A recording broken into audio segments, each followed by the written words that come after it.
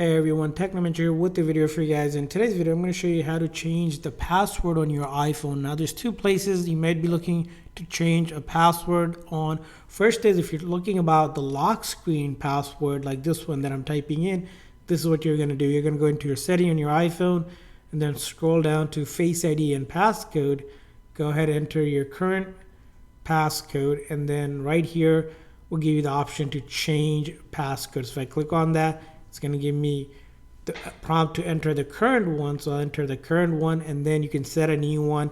Whether you like to set a new one, you can do a different option like 4-digit, 6-digit, numeric, custom one, or alphanumeric. And then after that, you enter it twice, and you'll be able to change the password there. Now, another way you can change a password, you might be wondering, is for your Apple ID password. Now, and if you want to change your Apple ID password, you're going to click on your Apple ID name here. Click on sign in and security, which is going to prompt you for your Apple ID password. So go ahead and enter your Apple ID password here.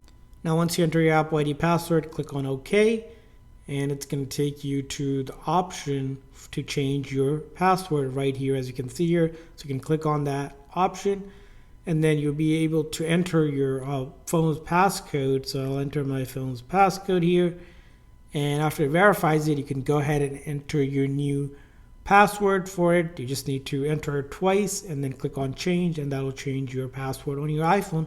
So that's how you change password on your iPhone. I hope this video was helpful. If so, please consider the like and subscribe button for more tips and tricks for your iPhone and other iOS devices. We'll see you guys next time.